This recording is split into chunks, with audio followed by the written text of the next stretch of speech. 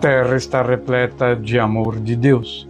Por sua palavra foram feitos os céus e a terra. Aleluia. Em nome do Pai, do Filho, do Espírito Santo. Amém. Hoje é domingo, 30 de abril. Estamos em 2023, quarto domingo da Páscoa. Cerramos hoje também o mês de abril. Amanhã já estamos em maio, né? Dia 1º de maio, feriado nacional, Dia do Trabalhador, também é dia de São José Operário. Em torno de Jesus, o pastor que nos conduz nos caminhos da felicidade e da vida plena, e para a porta que nos possibilita a passagem para a verdadeira liberdade. Ele nos conhece pelo nome, manifesta a sua ternura para conosco e caminha à nossa frente. Nosso Senhor Jesus Cristo, para sempre seja louvado. Programa Minutos do Evangelho, trazemos hoje aqui, na nossa rádio 87.9 FM, a rádio da família ibiramense. O programa é uma realização da coordenação da Pastoral da Comunicação aqui da Paróquia Santo Berto, a PASCOM. Para iniciarmos bem esse programa deste último domingo de abril, vamos fazer a nossa oração vocacional, implorando ao Senhor que desperte vocações aqui na nossa paróquia. Tantas vocações necessárias são, para as pastorais, e a gente pede então que Cristo abroche nessas pessoas aqui da paróquia, nas pessoas da paróquia, as vocações. Graças a ele já estão surgindo, A gente, inclusive, hoje no programa vai trazer uma pessoa vocacionada aqui, está trabalhando, para despertar mais vocações aqui na paróquia, principalmente nos jovens, Senhor Jesus, enviado do Pai e ungido do Espírito Santo, que fazeis os corações arderem e os pés se colocarem a caminho. Ajudai-nos a discernir a graça do vosso chamado e a urgência da missão. Continuai a encantar as famílias, crianças, adolescentes, jovens e adultos, para que sejam capazes de sonhar e se entregar com generosidade e vigor a serviço do reino em vossa igreja e no mundo. Despertai as novas gerações para a vocação aos ministérios leigos, ao matrimônio, à vida consagrada e aos ministérios ordenados. Maria, mãe, mestra e discípula missionária, ensinai-nos a ouvir o evangelho da vocação e a responder com alegria. Amém. E o programa hoje, a gente traz os nossos quadros já tradicionais, Momento com Maria. Vamos falar de Nossa Senhora da Penha de França. É uma devoção a Nossa Senhora, que acontece no dia 8 de abril, é o dia dela. Conhecida no Brasil, a gente tem, Nossa Senhora de Penha aqui no Brasil. E a gente vai falar um pouquinho dessa devoção a Nossa Senhora de Penha. Falaremos também, dos santos da nossa Santa Igreja, do dia 24 até o dia de hoje, Dia segunda-feira até hoje, domingo. Falaremos aí de todos os santos que a Igreja lembrou, sempre um por dia. E a gente traz aqui no programa esse quadro para lembrar essas pessoas que são exemplo, de como é possível, sim, a gente servir ao Senhor, e colocar a vida a serviço do Evangelho. E são exemplos, então, que nós devemos seguir. A gente traz resumido, Então, se alguém quiser, pesquise aí nas redes sociais, você vai encontrar, a vida e a história de cada uma dessas pessoas lembradas pela Igreja. O Evangelho, Nosso Senhor hoje vai falar, um pouco do sentido do bom pastor, de Senhor Jesus Cristo ser o bom pastor, aquele que dá a vida por suas ovelhas, A gente vai ver esse Evangelho hoje, muito lindo. Estaremos aí o quadro com a palavra à Igreja, A gente vai novamente estar conversando com a Jennifer aqui, a Jennifer Nunes Ancini. Ela é ali da comunidade da Igreja São João Batista, dos bairros Nova Estatim e bairro São Cristóvão. E ela esteve no último final de semana no retiro lá em Rio do Sul dos jovens. A gente já tinha falado aqui no quadro disso aí, e ela vem hoje fazer uma prestação de contas de como foi o retiro e quais são as perspectivas para a juventude aqui na nossa paróquia. Então não perca hoje com a palavra igreja.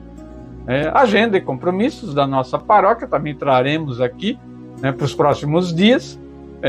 Um pouco de música, né, um pouquinho de reflexão também da palavra de Deus. A gente sempre traz um pouquinho aí de conhecimento do magistério da nossa igreja, da doutrina da nossa igreja. Então fiquem conosco no programa de hoje, programa Minutos do Evangelho, né, e prestigiem esse trabalho realizado aqui na Pastoral da Comunicação da Paróquia Santo Berto, aqui na Rádio 87.9 FM, a rádio da família ibiramense.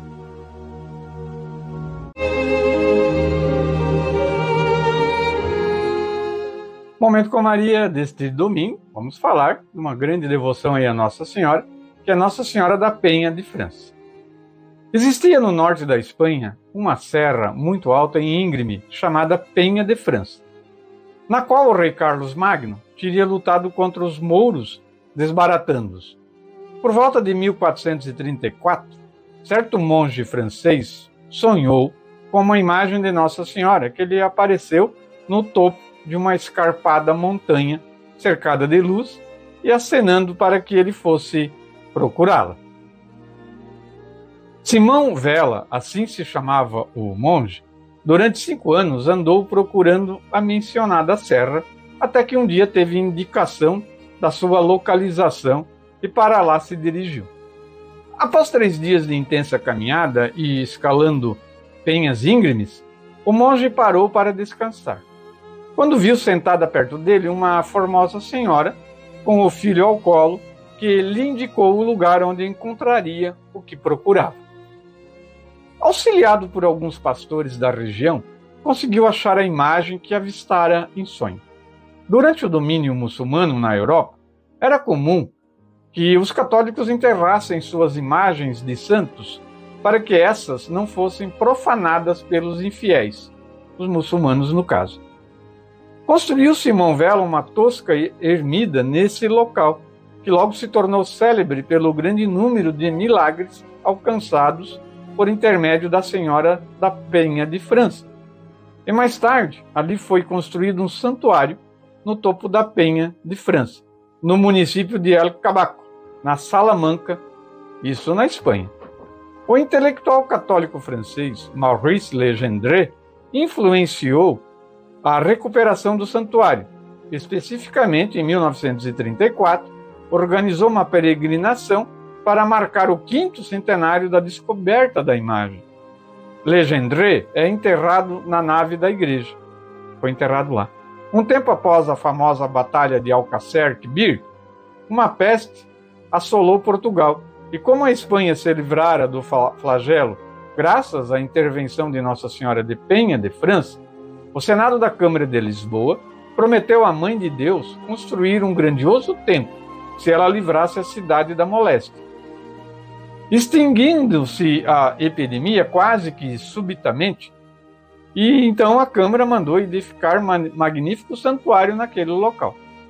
Esse templo passou a atrair milhares de peregrinos e, em certa ocasião, um devoto, tendo subido ao alto da Penédia e vencido pelo cansaço, adormeceu.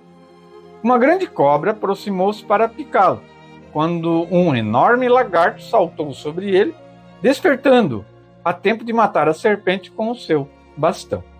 Essa é a razão pela qual a imagem de Nossa Senhora de Penha tem aos pés um peregrino, a cobra e o lagarto. No Brasil, a devoção veio trazida pelos colonizadores portugueses. A primeira ermida em sua honra foi erguida em Vila Velha, na antiga capitania do Espírito Santo, entre 1558 e 1570. Pelo Frei Pedro Palácios, um espanhol fervoroso e devoto da Santa Maria da Penha. Depois foi erguida a da Penha do Irajá, no ano de 1635. Na cidade de São Paulo, em 1667, foi erguida uma pequena capela em devoção a Nossa Senhora da Penha de França, e em seu entorno desenvolveu-se um dos bairros mais antigos, populosos e tradicionais da capital paulistana, a Penha de França, que atualmente abriga a antiga igreja matriz na região reconhecida por Igreja Velha, e a Basílica, conhecida por Igreja Nova, cuja pedra fundamental foi lançada em 1957. Ambos os templos são dedicados a Nossa Senhora da Penha de França, e sua data festiva é celebrada no dia 8 de setembro. Temos também a devoção a essa Nossa Senhora de Penha, né, em Resende da Costa, em Minas Gerais. Segundo moradores e fiéis, por volta de 1830, talvez alguns anos a mais ou a menos, o então padre residente em Resende Costa, na época curato, padre Antônio de Pádua, após cumprir suas obrigações religiosas, se dirigia para o casarão da chácara Dr. Gervásio e se colocava a esculpir a imagem da então padroeira de Resende Costa, Nossa Senhora da Penha de França. Logo no início do trabalho, o padre escultor plantou algumas palmeiras na estrada da chácara, de um lado e outro. No final do trabalho, tendo a imagem esculpida pronta, a comunidade se colocou em procissão no dia 1º de setembro, motivo pelo qual Resende Costa dedica esse dia a Nossa Senhora da Penha de França, e não o dia 8 de setembro. Como é próprio da liturgia da nossa igreja, com a imagem nos ombros, em direção à igreja matriz, Nossa Senhora da Penha de França, onde passou a ocupar o lugar mais alto no altar-mor que ocupa até os dias atuais. Também tem a devoção de Nossa Senhora da Penha em Itapira, em São Paulo. A devoção a Nossa Senhora da Penha na cidade de Itapira deu-se por conta de João Gonçalves de Moraes, um dos fundadores da cidade, que decidiu derrubar a mata para a construção de uma capela, para abrigar a imagem de Nossa Senhora da Penha, que recebera de herança familiar. A proclamada padroeira da vila, que haveria de se tornar em volta da capela, e posteriormente da cidade, como é hoje nos dias atuais. E sua festa é celebrada em 8 de setembro, que lá é feriado municipal. E temos uma oração curtinha de Nossa Senhora da Penha. Ó Maria Santíssima, Senhora da Penha, em cujas mãos Deus depositou os tesouros das suas graças e favores. Eis-nos cheios de esperança, solicitando com humildade as graças que necessitamos, pelas quais somos gratos desde este momento. Amém. Então, Nossa Senhora da Penha, uma devoção que começou lá na Espanha, foi para Portugal, e de Portugal veio aqui para o Brasil, e tem bastante devoções aqui no nosso país, Nossa Senhora da Penha. Muito bonita, essa devoção, e conta aí algumas passagens ocorridas em nome de Nossa Senhora da Penha. Ó Maria concebida sem pecado, rogai por nós que recorremos a vós. São Miguel Arcanjo, defendei-nos no combate.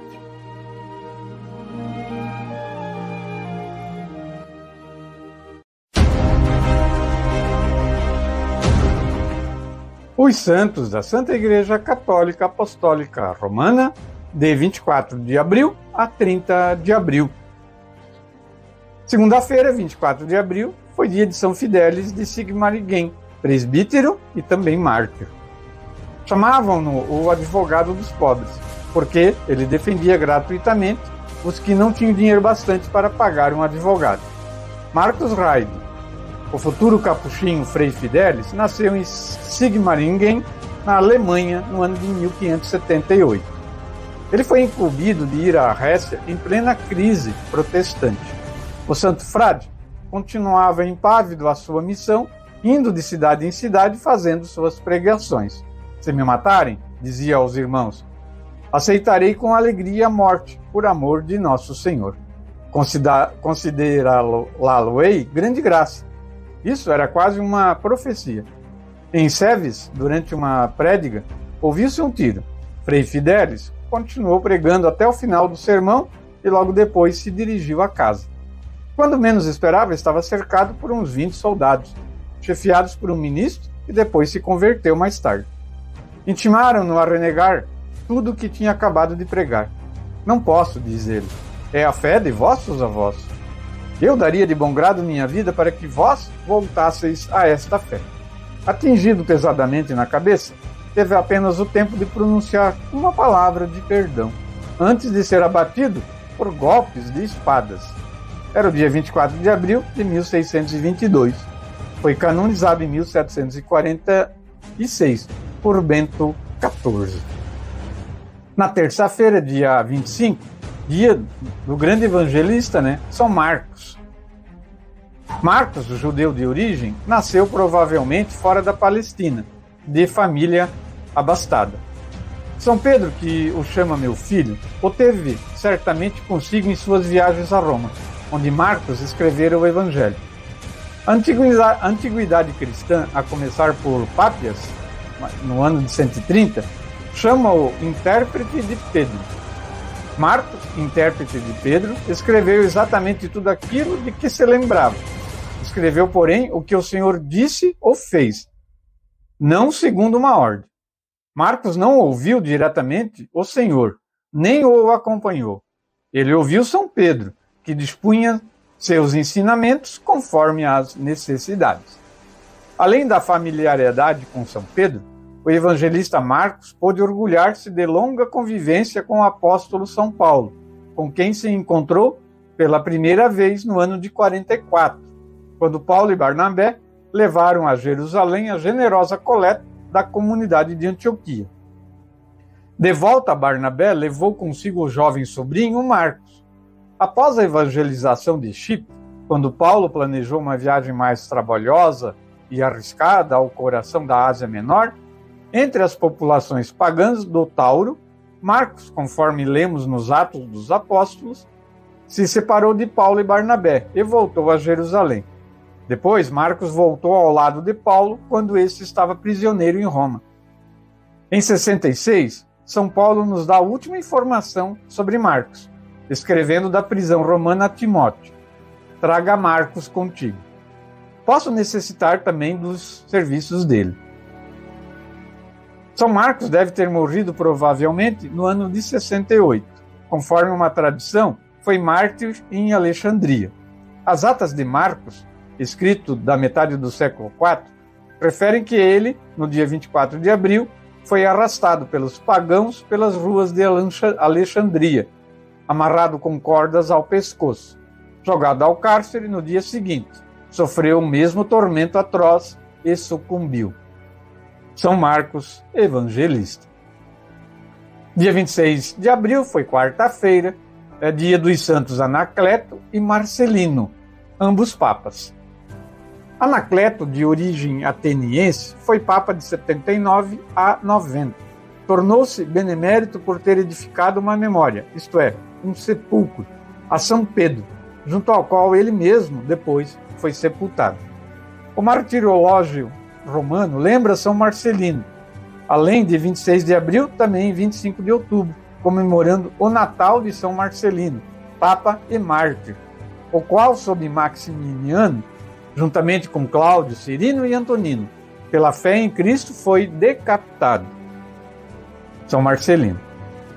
Foi papa entre 296 e 304 ou 305 e foi sepultado no cemitério de Priscila, perto do mártir Crescêncio, São Anacleto e São Marcelino, quarta-feira, os papas, os santos da Santa Igreja.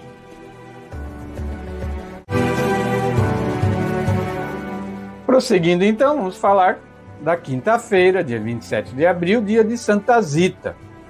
Zita nasceu em 1218 em Monsagrate, povoado nas proximidades de Lucca. Vinha de família humilde, de camponeses, cujas as meninas, para adquirirem dote e muitas vezes para não ser um peso para a família, eram colocadas a serviço de uma família rica da cidade.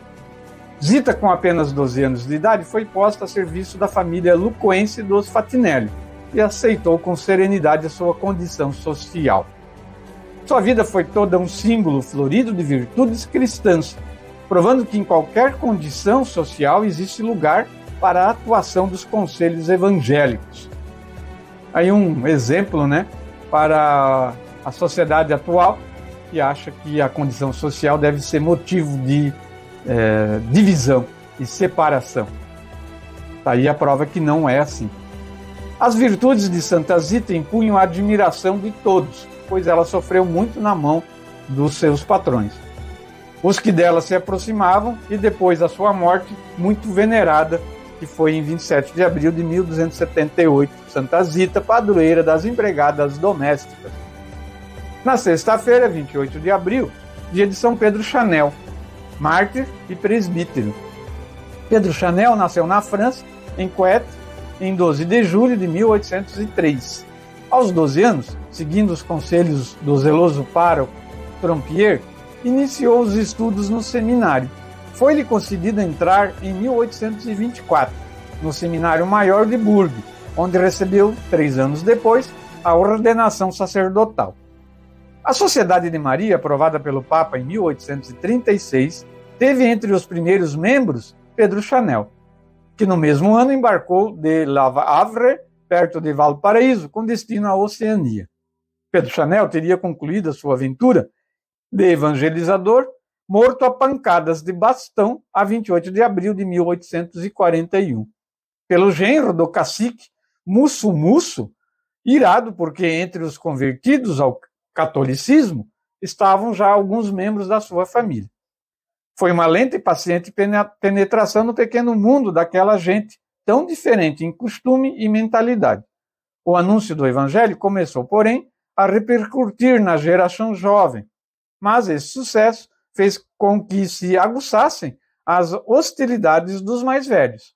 O tributo de sangue de São Pedro Chanel foi o preço para abrir, enfim, as portas de toda a ilha à evangelização. Tempos difíceis.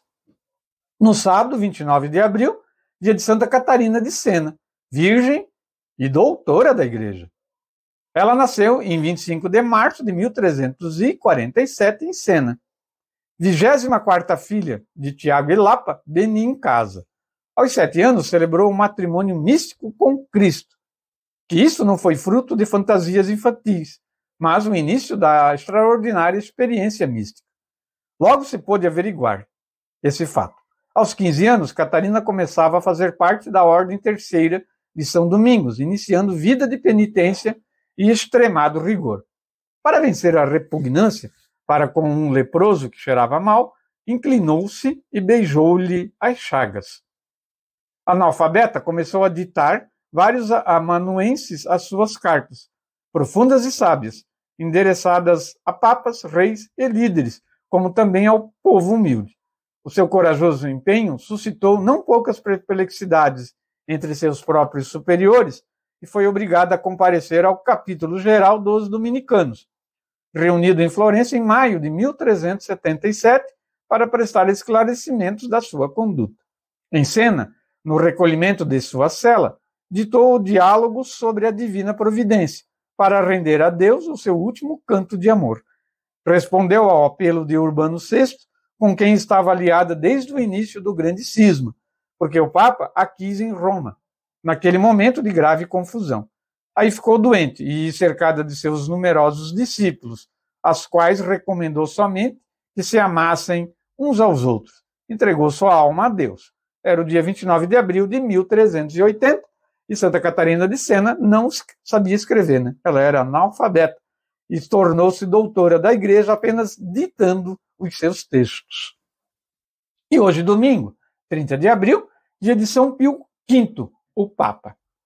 Miguel Kisleri, eleito Papa em 1566 com o nome de Pio V. Nasceu em Bosco, Marengo, na província de Alexandria, em 1504.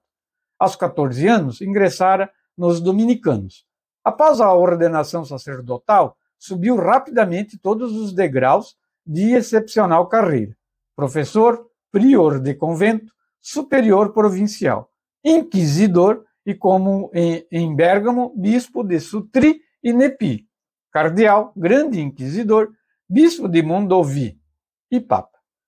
O título de inquisidor pode torná-lo antipático ao homem de hoje, que da Inquisição tem conceito frequentemente deformado, com certeza, né, pelas narrações superficiais que os historiadores ateus, né, impuseram, né, à sociedade, falando totalmente sem noção do que foi a Inquisição. Entre as reformas no campo pastoral, por ele promovidas sob influxo do Concílio de Trento, relembramos a obrigação de residência para os bispos a clausura dos religiosos, o celibato e a santidade de vida dos sacerdotes, as visitas pastorais dos bispos, o incremento das missões, a correção dos livros litúrgicos e a censura sobre as publicações. A rígida disciplina que o santo impôs à Igreja fora a norma constante de sua própria vida, primeiro como bispo e cardeal, depois como papa. Atuava conforme ideal ascético do frade mendicante. Condescendente com os humildes, paternal com a gente simples, mas inflexível e severo com todos os que comprometiam a unidade da Igreja, não titubeou em excomungar e decretar a destituição da rainha da Inglaterra, Elizabeth I, embora consciente das trágicas consequências que poderiam resultar deste gesto para os católicos ingleses. Pio V morreu a 1º de maio do ano de 1572, aos 68 anos. Um grande papa que não tinha medo de impor, a doutrina católica e o magistério da Santa Igreja. O texto desse quadro de hoje é do site católico Liturgia Diária. O Santo do Dia é uma resenha diária dos santos guardados na memória da Igreja. Histórias de mestres da vida cristã de todos os tempos, que como faróis orientam o nosso caminho. Aqui, já falei, trago resumido. Quem puder, pesquise sobre a vida deles e você vai se surpreender dessas pessoas. E vamos ouvir agora, para encerrar o quadro, a música do Salmo da liturgia de hoje. O Senhor é o pastor que me conduz, para as águas repousantes me encaminha. Em seguida, o Evangelho de hoje.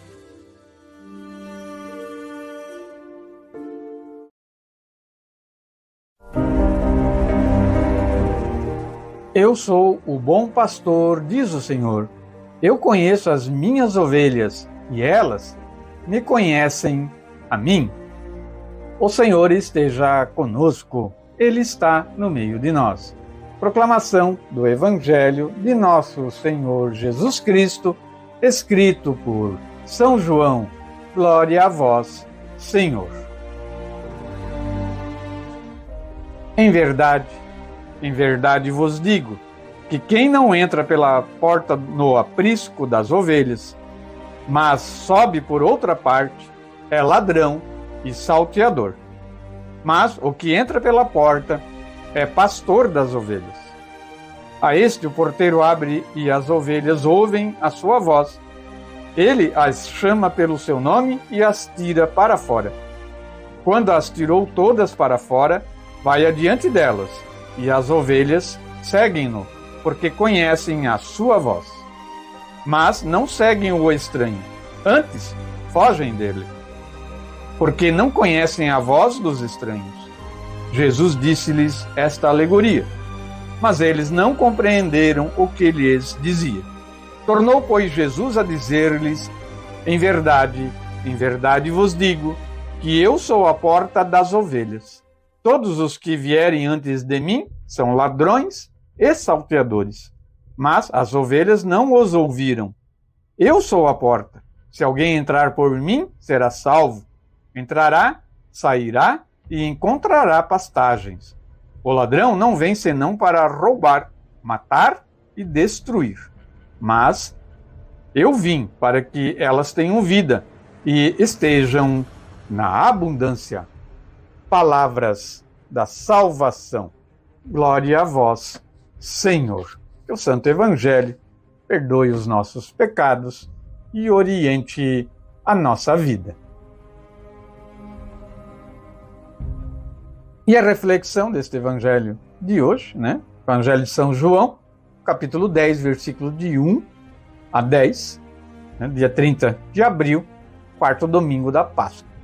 Eu trago do Catecismo da nossa Santa Igreja Católica Apostólica Romana, parágrafo 754.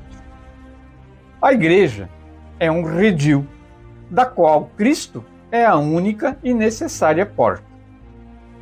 É uma grei da qual o próprio Deus prenunciou ser o pastor, e cujas ovelhas, governadas embora por pastores humanos, são, contudo, incessantemente conduzidas e alimentadas pelo próprio Cristo, o bom pastor e o príncipe dos pastores, que deu a vida pelas ovelhas. Parágrafo 816.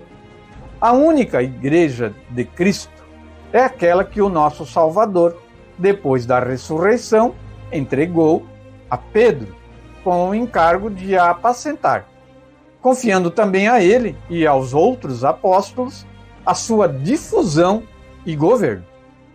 Esta igreja, constituída e organizada neste mundo como uma sociedade, subsiste na Igreja Católica, governada pelo sucessor de Pedro e pelos bispos em comunhão com ele. O decreto do Segundo Concílio do Vaticano sobre ecumenismo explicita: com efeito, só pela Igreja Católica de Cristo, que é meio geral de salvação, é que se pode obter toda a plenitude dos meios da salvação. Na verdade, foi apenas ao colégio apostólico, de que Pedro é o chefe, que, segundo a nossa fé, o Senhor confiou todas as riquezas da nova aliança, a fim de constituir na terra um só corpo de Cristo, a qual é necessário que sejam plenamente incorporados todos os que, de certo modo, pertencem já ao povo de Deus. Parágrafo 817. De fato, nesta Igreja de Deus una e única, já desde os primórdios, surgiram algumas cisões, que o apóstolo censura asperamente como condenáveis. Está nas Escrituras, né? No Novo Testamento. Nos séculos posteriores, porém, surgiram dissensões mais amplas, né? Protestantismo, por exemplo, de Lutero. Importantes comunidades separaram-se da plena comunhão da Igreja Católica, às vezes por culpa dos homens de uma e de outra parte, com certeza, né? Culpa deles.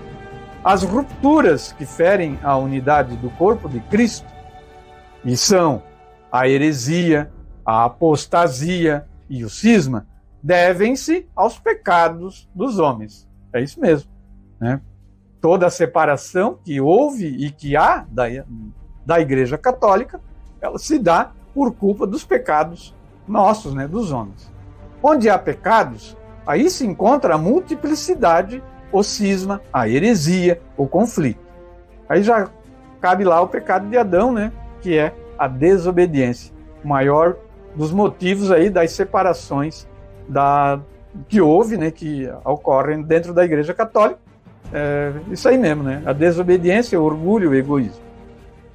Mas onde há virtude, aí se encontra a unicidade, e aquela união que faz com que todos os crentes tenham um só coração e uma só alma. Parágrafo 818.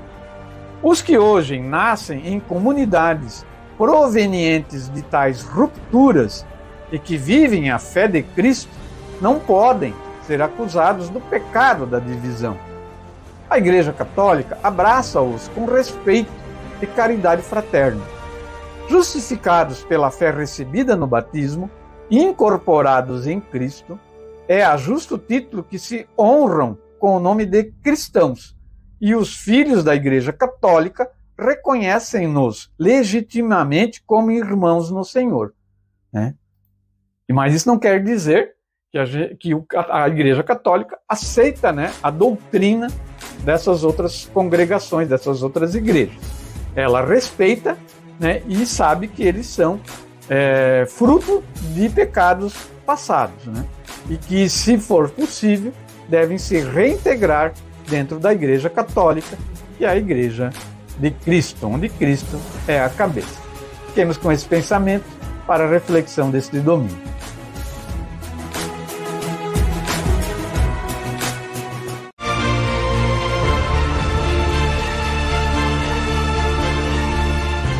Muito bem, amigos em Cristo, o programa Minutos do Evangelho continua. O quadro agora com a palavra à igreja. A gente retorna a Nova Stettin e vamos conversar com a Jennifer Nunes Ancini, né? que vai nos trazer hoje um apanhado do que foi aquele retiro de jovens que ocorreu no dia 23 de abril lá em Rio do Sul. Então ela está muito animada, né? Ela veio com um gás novo de lá, o encontro foi muito bom e ela vai contar um pouquinho para nós o que foi esse encontro lá, esse retiro em Rio do Sul. Boa tarde, Jennifer. Boa tarde, Zé. Como é que tá? Eu estou bem e muito mais animada em Cristo. Eu acho que o encontro lá veio em um momento em que eu também estava precisando desse encontro mais próximo com Deus. E as irmãs carmelitas do Espírito Santo, mensageiras do Espírito Santo, puderam fazer esse encontro magnífico com a gente. Nos aproximaram na oração, na pregação, no Santíssimo, na missa, nas próprias músicas. Tivemos lá banda de jovens que então cantaram e encantaram os nossos jovens. Nós estávamos lá em média de 100 jovens. É bastante a nível de diocese, então são 100 jovens que saíram de lá como eu, com a felicidade no coração, com o coração cativado a prosperar isso a cada vez mais. Eu aproveito aqui a agradecer aos outros aqui da comunidade que foram comigo, aliás, aqui de Ibirama, que foi a família Passe, que foi comigo, presenciaram e também estiveram de frente ao Espírito Santo, recebendo todas as honras e glórias que nos foi permitido. Mas fala o nome deles, pode dizer quem foi. Estávamos lá a Karine e o Ayrton, a Evelyn e o Eric, se eu não me engano. Se eu enganei o nome, me perdoe, mas nós estávamos lá em 5. 5 representantes aqui da paróquia. A paróquia. Que bom. É um número bom que foi lá, viu, sentiu, se dispuseram, né? E absorveu. Isso, foi um dia que a gente foi, não digo preparado, mas que a gente estava com esse intuito de realmente receber esse recado de Deus para nós. E foi muito mais do que um recado. A gente veio com um coração com energias renovadas, com um catolicismo mais impregnado na gente, com mais vontade de lutar pelos nossos jovens. E você estava me falando, antes da gente iniciar aqui a gravação, houve momentos lá que vocês presenciaram a força e a atuação do Espírito Santo.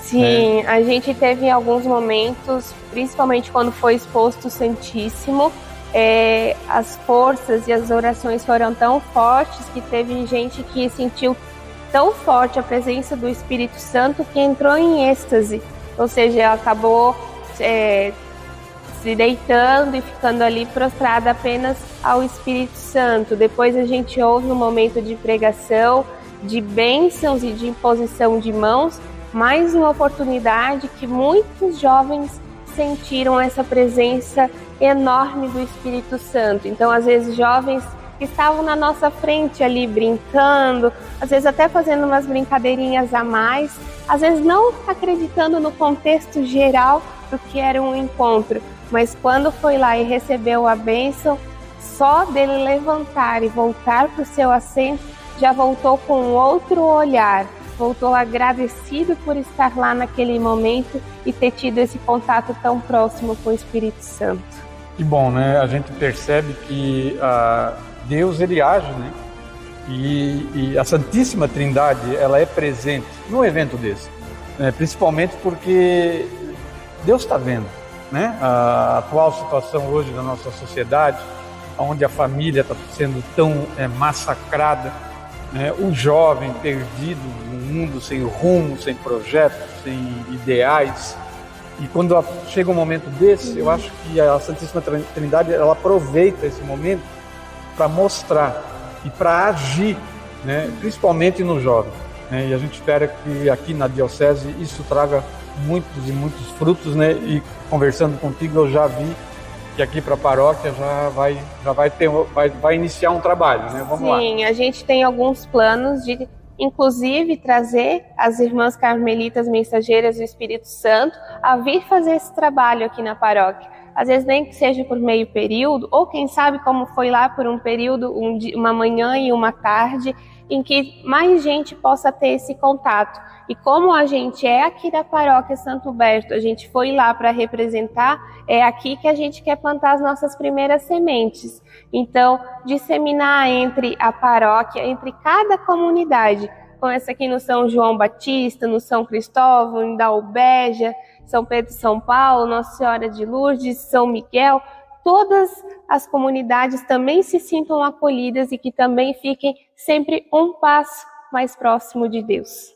Isso é um trabalho maravilhoso que tu tens, e eu acredito que você e mais aquelas 4 pessoas que estavam contigo querem desenvolver. Isso é uma bênção para a paróquia, porque a gente está há muito tempo que o jovem aqui na paróquia está deixado de lado, né? E a gente vê aí que o padre Carlão veio com esse pensamento já. Uma das primeiras pessoas que ele conversou aqui na paróquia foi contigo, justamente com esse pensamento de trabalhar o jovem, trabalhar com a juventude. Ele também é um jovem, ele tem um pensamento jovem, um pensamento para frente. Então a gente vê que é o caminho, né? Então eu quero dizer para ti que a Pastoral da Comunicação, na minha pessoa, está totalmente engajada nessa ideia.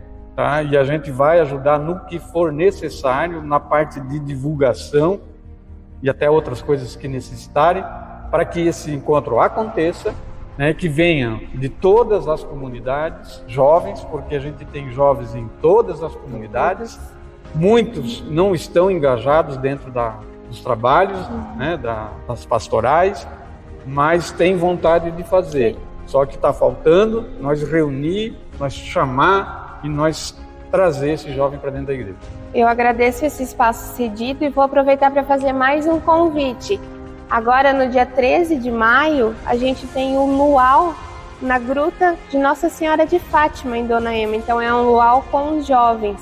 Começa em torno das 17 horas e não vamos nos estender noite adentro. Então, será um encontro de 2, no máximo 3 horas, mas à noite, em todo aquele clima de luau, que, como você sabe, a gente jovem gosta, né? Claro. Então fica o convite aí, não precisa ser feita inscrição antecipadamente, é só ir e prestigiar o evento. Não, e é bem pertinho, né? Dona Ema não é longe. E a gruta é linda também. E a gente sabe que o padre lá também está desenvolvendo um trabalho muito forte com a juventude, né?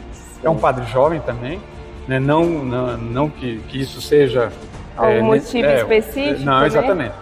Mas a gente vê lá em Dona Ema está sendo feito um bom trabalho com a juventude. Vitimar Sun também está fazendo um trabalho bom com a juventude. Presidente Getúlio também. E assim a gente vai unindo forças. Exatamente. Então vamos trabalhar aqui na paróquia, que a nossa paróquia está atrasada. Está atrasada. Vamos correr atrás. Vamos correr atrás, que dá tempo de pegar o trem ainda. Isso aí. Então, Gênesis, fica aqui então novamente o compromisso da Pastoral da Comunicação com esse trabalho com a juventude. Obrigada. Estamos aí à disposição. As redes sociais da paróquia, a rádio comunitária, né, que a gente quer ver esse trabalho dar fruto, né, e prosseguir.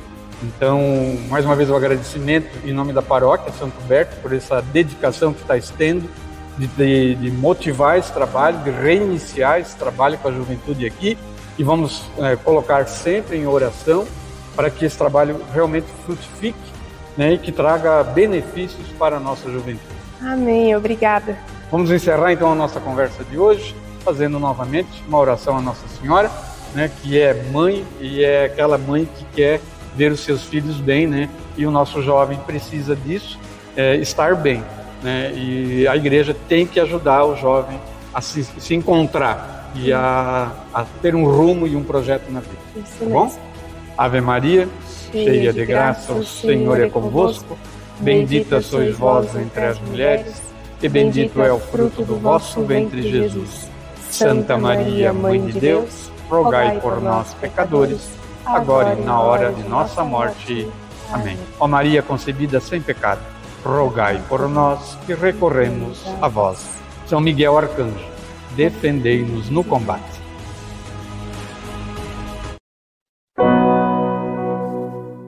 Vamos falar então da agenda da nossa paróquia, né? Próximos dias aí, próxima semana, início de mês já, né? Estamos no mês de maio, a gente já traz a agenda aí da semana próxima que tá chegando para nós aí então, né? Quero dizer, né, que a agenda da paróquia ela está também divulgada nas redes sociais da nossa paróquia, no Facebook, no Instagram, também no Twitter, né? Então, se alguém tiver alguma dúvida, pode procurar ali. Semanalmente ela é divulgada ali com os horários das celebrações, né? Vamos prestar atenção, houve alterações de horários, né? Já agora em abril, alguns ajustes para maio, então preste atenção nas datas e horários. Começamos por quarta-feira, dia 3 de maio, 19h30, celebração da Santa Missa e também a novena da Nossa Senhora do Perpétuo Socorro na Igreja Matriz Santo Huberto, dia 3 de maio, quarta-feira, 19h30. No sábado, dia 6 de maio, às 15h30 da tarde, né?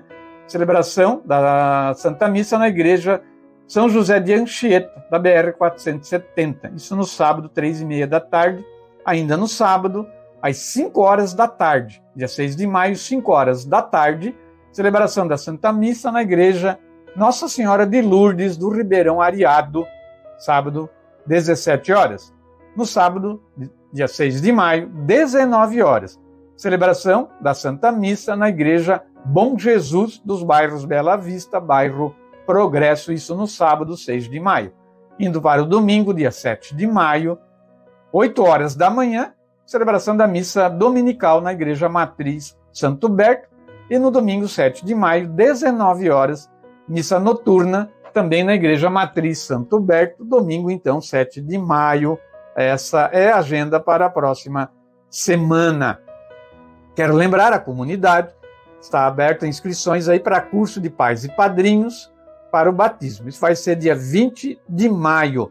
Também ali na rede social da paróquia, tem um folder desse evento com o número de WhatsApp para quem quiser participar, mandar ali para a Secretaria Paroquial os nomes.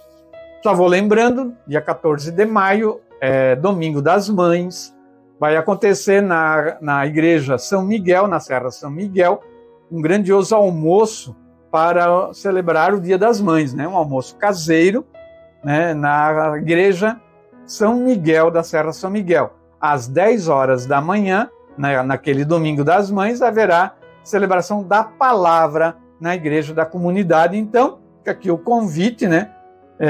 Procurem aí, inclusive a Secretaria Paroquial tem cartões para vender desse evento aí para o Dia das Mães e tá barato, tá? 30 pila a pessoa, tá barato mesmo. Vamos falar do dízimo, né? Dízimo é partilha. Cada homem, conforme propôs em seu coração, assim dê, não de má vontade ou por necessidade, pois Deus ama o que dá com alegria. 2 Coríntios, capítulo 9, versículo 7, procure fazer a sua oferta do dízimo, né? Lembra aí, então, programa Minutos do Evangelho, segunda a sexta-feira, em 2 horários, meio-dia e reprise às 7 da noite. Aos domingos, o programa começa ao meio-dia e ele tem mais do que 1 hora de duração, né? 1h30 normalmente. Programa aqui na Rádio 87.9 FM, a Rádio da Família Ibiramense. A gente também divulga aí os vídeos, né, nas redes sociais da paróquia. No final do domingo sempre está divulgando aí. E também a agenda da paróquia a gente divulga na noite de domingo, a agenda semanal. Encerramos então o programa deste domingo, dia 30 de abril, acaba o mês de abril, inicia amanhã o mês de maio, amanhã dia 1º, feriado nacional, Dia do Trabalhador, né? Que Deus abençoe a todos os trabalhadores. E para encerrar o programa, vamos fazer a oração de São Pedro Maria Chanel, que é o dia dele hoje, né? Ó Deus, de admirável providência, que do mártir São Pedro Maria Chanel destes ao vosso povo pastor corajoso e forte, concedei-nos, pela sua intercessão, ajuda nas tribulações e firme constância na fé. Amém. E por intercessão de São Pedro Chanel, desça sobre todos nós a bênção de nosso Senhor Jesus Cristo. Em nome do Pai, do Filho, do Espírito Santo. Amém. Um bom final de domingo a todos. Que essa semana seja uma semana abençoada. Quem puder curtir o feriado, curta o feriado. Quem tiver que trabalhar, trabalhe com amor e dedicação, com exemplo de Santa Zita, aí, que nós falamos hoje, né? Que se dedicou mesmo no trabalho mais simples, trabalho de dona de casa. Ficamos aí por hoje com a última música do programa. Né? Não deixe de acompanhar o programa Minutos do Evangelho. Amanhã, já na segunda-feira, estamos de volta aqui ao meio-dia.